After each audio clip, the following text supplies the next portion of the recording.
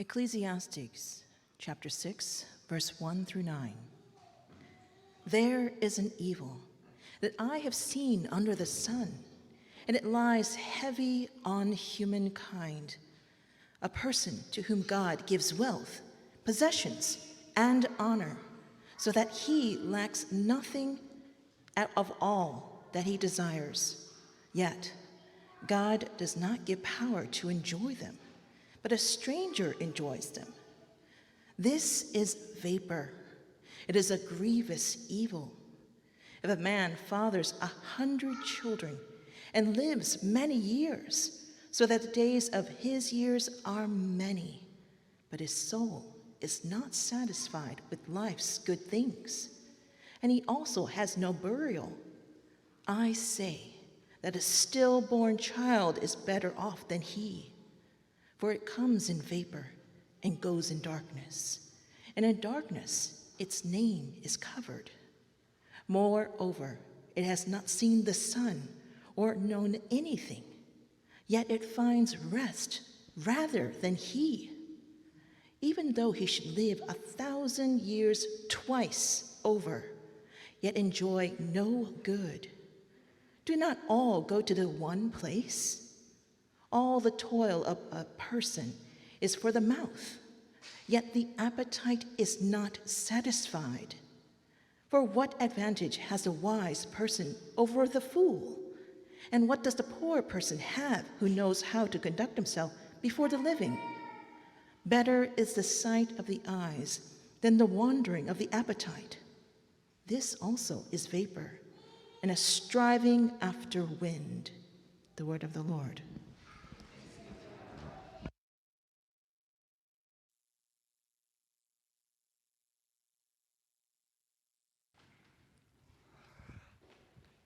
Good morning. So you tell me if you've ever had this experience. A couple weeks ago, my family and I were having breakfast at a little place called the Southwest Diner. Anybody been there?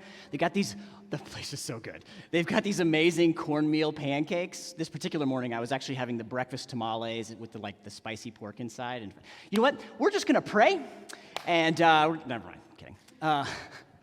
So we were eating, and I was about, 2/3, 3/4 of the way through the food I had in front of me. And I just hit this wall where I'm like, whew, I'm full, right? And I even think I said it. I kind of pushed the plate away a little bit and was like, man, I'm stuffed. And I kind of sat there as other people were finishing their meals, and then about 30 seconds goes by, and I eat more. And then I did it again. And I did it again. And I kept doing this, and at some point I was just like, why am I doing this? I am not hungry. Get this food away from me. Why do I keep eating it? Anybody ever experienced that? Yeah. Never. Yeah. I think it's probably a pretty universal human experience. Why do we do that? You ever wonder that? Well, our passage this morning gives us some insight into why that happens. And it comes from the book of Ecclesiastes. Now, that's not a very well-known book for many of us, but Ecclesiastes is part of the wisdom books of the Bible. So there's actually a whole group of books. There's Proverbs, Ecclesiastes, Job, the Song of Songs. All of these books are together. They are the wisdom books of the Bible, and they actually go together, and their kind of collective aim is to nurture wisdom in the people of God. Now, wisdom is one of those things that's a lot easier to point out than it is to define, but I think a kind of good starting place is to say, what is wisdom? Wisdom is knowing how to live life well. Or as one of my seminary professors put it, wisdom is the art of godly living. Right? So wisdom is not so much about just having information, it's about knowing what to do with the information that you have.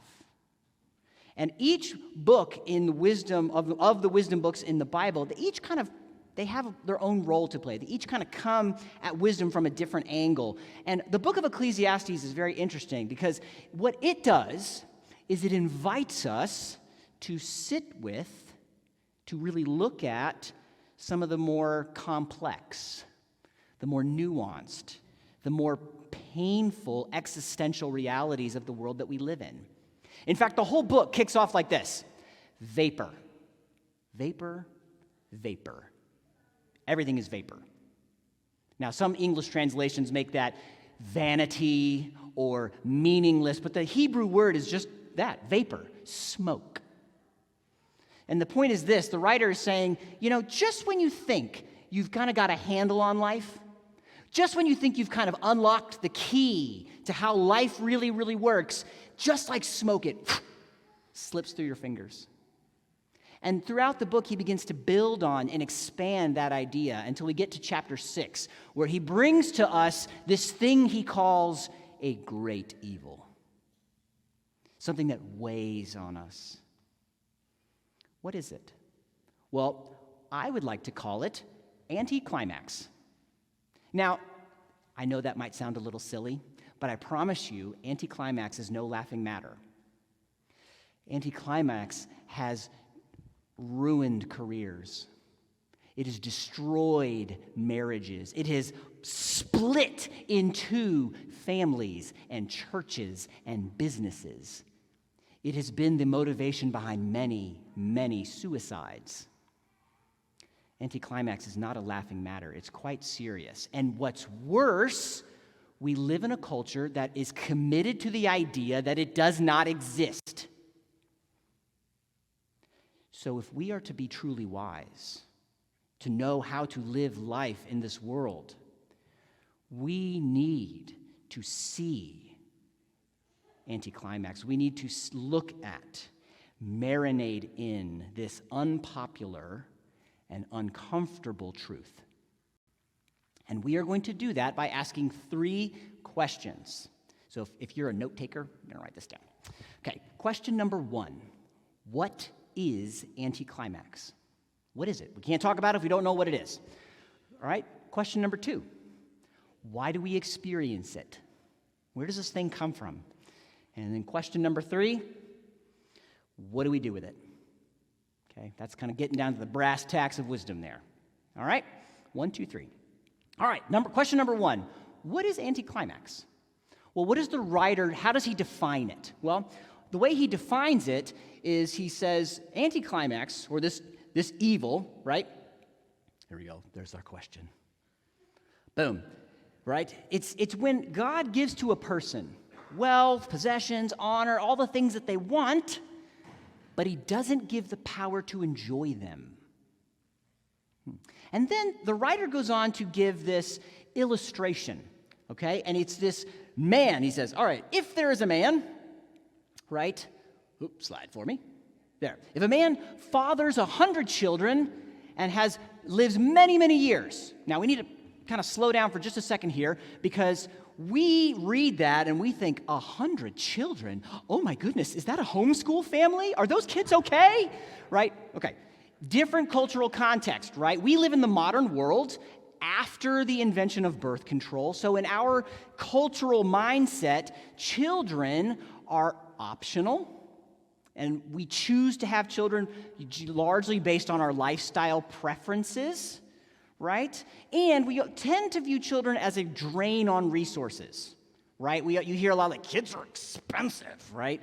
So most of us kind of aim for, if you're going to have kids, it's like, 1, 2, or if you're living on the wild side like me and my family, 3, right? That's kind of where most of us land. But in the ancient world, it was not that way.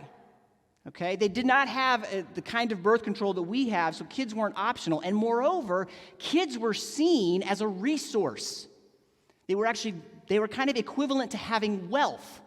How so? Well, wealth in the ancient world was largely agricultural, right? You grew the more crops you could grow, the more wealth you would have.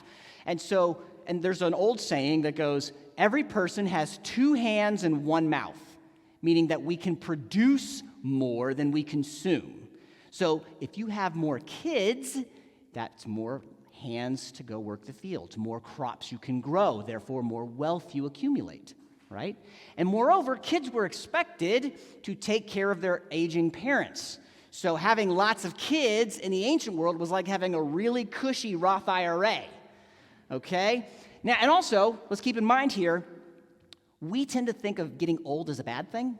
We're like, oh, you get old, you get wrinkly, your body hurts, and you start to look, right? But in the ancient world, that getting old was seen as a good thing because life expectancy was lower, mortality rates were higher. Also, the elderly were looked up to.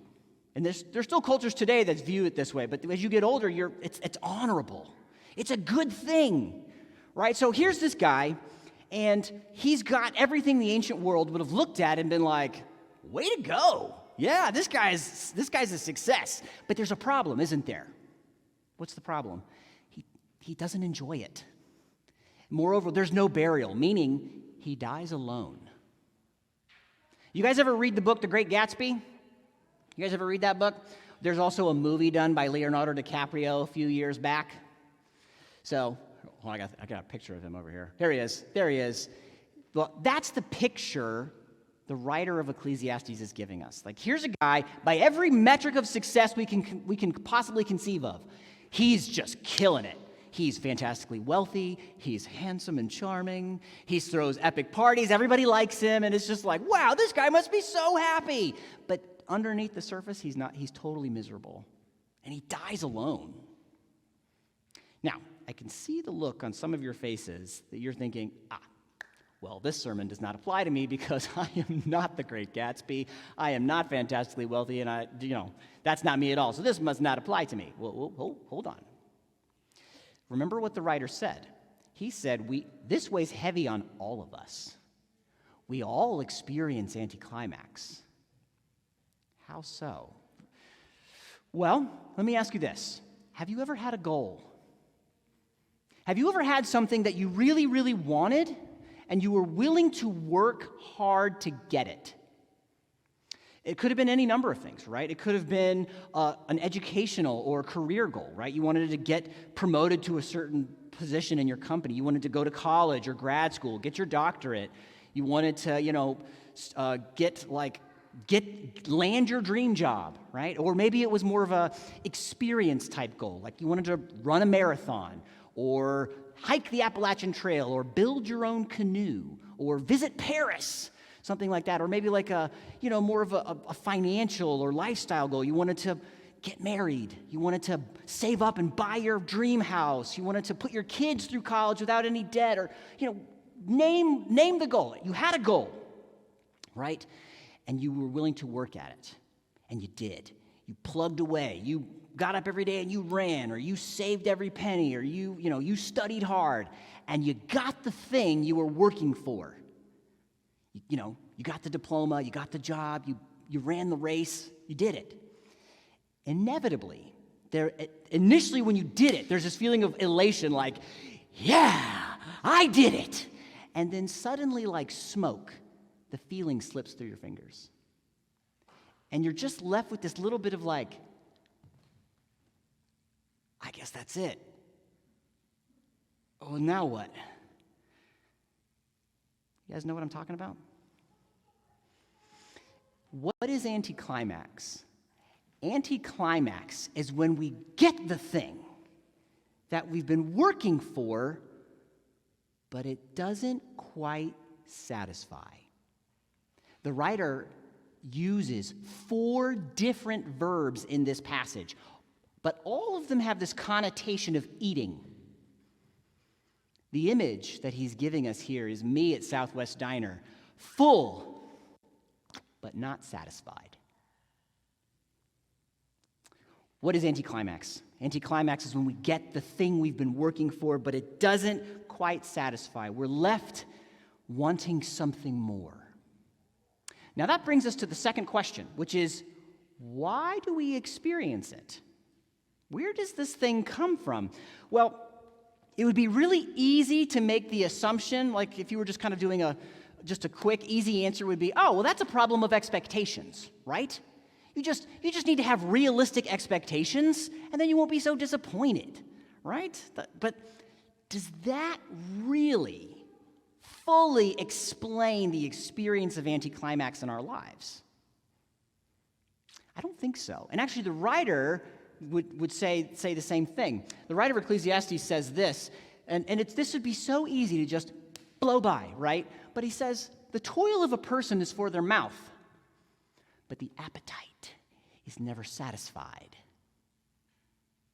Again, that's so easy to just go right by, but do you hear what he's saying? He's saying human beings were created to find satisfaction in our work. That we were meant to pour our energies, our talents, our gifts, our creativity into something, and then on the other side to be satisfied with it. But that doesn't happen. And that checks out. Because what we find out, if you go back all the way to the beginning of the Bible, to Genesis chapters 1 and 2, we find out human beings were created in the image of God. And God himself worked, right? He took 7 days, 7 chunks of time, and took his time to create each part, each stage of the universe. And with each day, he creates something, and then he steps back and goes, that's good. He finds satisfaction in his work. And then he makes us in his image, and just like God, we too were made to work and find satisfaction in doing so. But the world doesn't work like Genesis chapters 1 and 2 anymore, does it?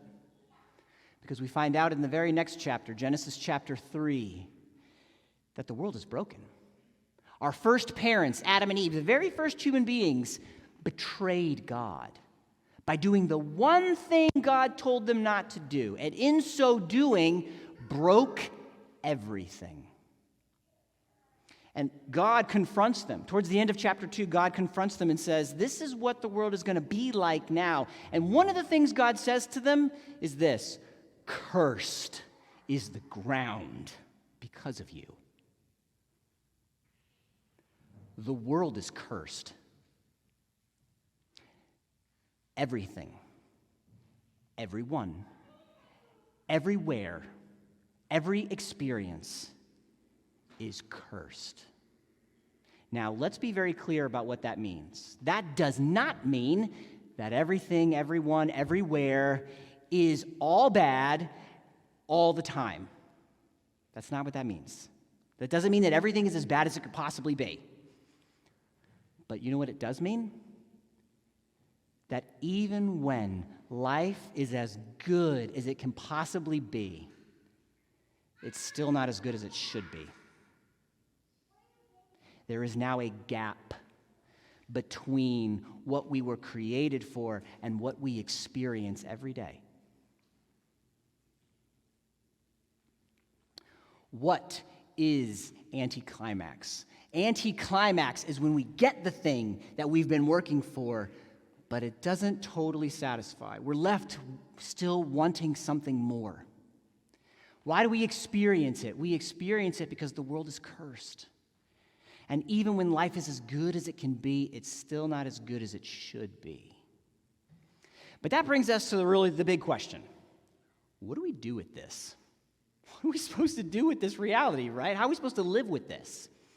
Well, the writer does something for us. He kind of contrasts these two different responses and kind of steers us away from one towards the other. And he does so with this really just quick little phrase. All right, what is that phrase? Better the sight of the eyes than the wandering of the appetite. What does that mean? Well, the wandering of the appetite is the one he's steering us away from. And that's the one that actually is the most natural and normal human response to anticlimax. We've all done it, right? You get the thing you've been working for, and that feeling of like, there's this gap. I'm full but not satisfied starts to well up. And what do? We grab something else. Like, I ran the marathon. Or maybe an ultra marathon will do it. I got the promotion. Ooh, maybe I'll start my own business. I bought the house. Maybe I'll buy an investment home, right? Or I got married. Let's have kids. That'll fix it, right? We just keep going. We keep going and going and going and going, you're right? And again, we live in a culture that is committed to a wandering appetite. We are bombarded constantly with the message. the satisfaction you're looking for, that the true soul-level happiness that you and I are all wanting is just one click away. You just need to buy this brand of athleisure wear. You just need to use these essential oils. You just need these 7 habits of highly effective people. You just need this to download this mindfulness meditation app, right? And we just keep going and going and going and going. And we're consuming and consuming and consuming. And we never stop and look. And we never acknowledge, I'm not as happy as I want to be. I'm not as satisfied as I thought I would be. And can we be really honest with each other this morning? And let me talk to the Christians in the room for a minute. We are complicit in this. We do the same thing, but we just slap Jesus' name on it.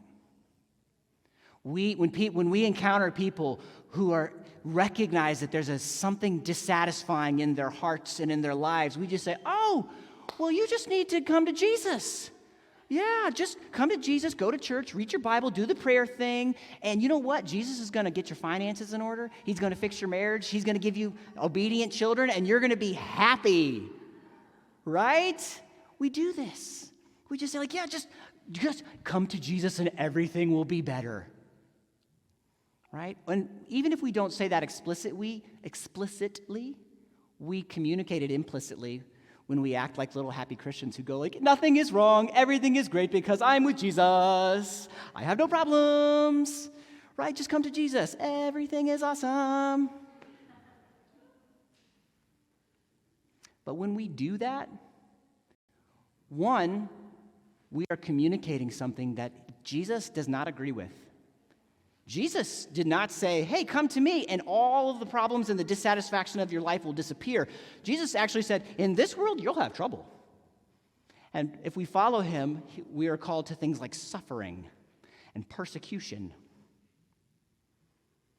And moreover, whenever we do that, whenever we sell people that false gospel, we just set them up for disappointment and disillusionment.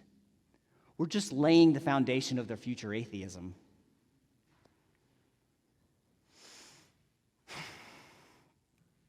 Now, I can see some of you are trying to get ahead of me. I can see the look in your eye, the twinkle in your eye. You're like, aha, I see what you're doing, Matt Creasy.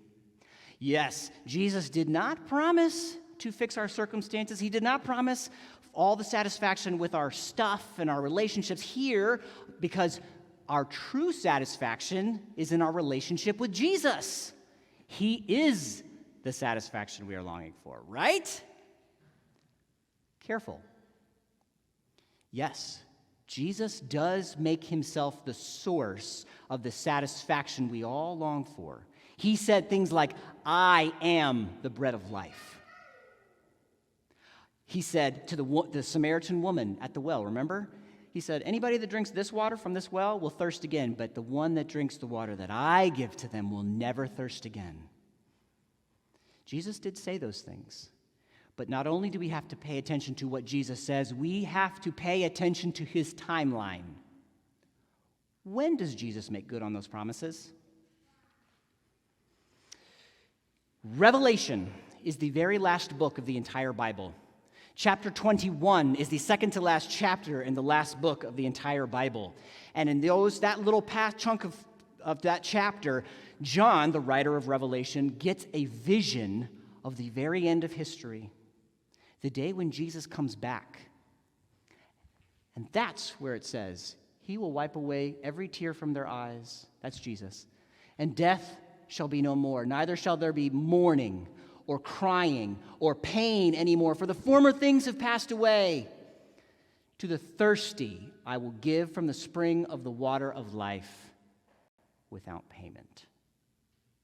There is a day coming where we will finally experience the satisfaction that we are all deeply longing for. A day that was bought on the cross by the very blood of Jesus. But we today are not living in Revelation chapter 21. We are living in the time before then.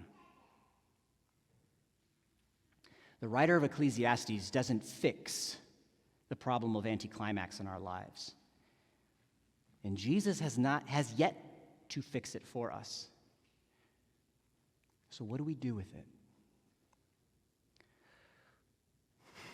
We just look at it. We look at it and acknowledge the world doesn't work the way it's supposed to. And no matter how much I consume, I will not get that soul level satisfaction that I was created to feel.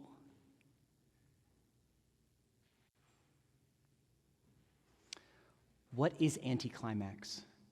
Anti-climax is when we get the thing that we've been working for, but it doesn't quite satisfy. We're still left looking for something else. Why do we experience it? We experience it because the world is cursed. Nothing is the way it's supposed to be, so that even when life is as good as it can possibly be, it's still not as good as it should be. What do we do with it? We don't let our appetites wander. Instead, we look at it. And I'm going to give you guys a chance to do that with me now. I'm going to invite the musicians to come back up. We're going to enter into our time of offering. Okay, we do this every week after the sermon. This is an opportunity for us to respond, to really meditate on God's word together. And we don't, because of COVID, we don't pass any plates around, but if you want to give, please, you can do that on the website. If you're a guest, please remain our guest. Don't feel any obligation to give anything. And in fact, if you're in a financial hardship right now, you can go on our website and fill out a Connect card and let us know, and we actually have resources to help you. So let us serve you in that way. Okay, so this is a time for that, but what I'm going to ask you to do as they play, and as we give and as we meditate, I want you to let yourself feel that you are unhappy. You are. I am. Now, that doesn't mean everything is all bad, but you are unhappy because the world does not work the way it's supposed to. There is a gap that we are all living with, and I'm inviting you this morning to feel it, to look at it. And we're going to let the thirst and the dissatisfaction take us to the Lord's table. Which, even that, let's be honest, especially now with these weird little cups with like the weird wafers inside, like it's not satisfying, but it's a taste. It's a reminder that there is a day coming when the satisfaction that we long for is coming. So I'm going to pray, and then I'm going to let our musicians play for us. Father, I confess before you and for my brothers and sisters that I am no better than the world and the culture that I live in, that I too find myself committed to trying to get away from the reality that the world is cursed, to try to escape and deny and pretend like I can find satisfaction in more money or a better looking body or buying more things. But Lord, none of it will do for me what I think it will do, because the only thing that will satisfy me is the curse being lifted once and for all. And that day is coming, Lord, but it's not here yet. Give me wisdom.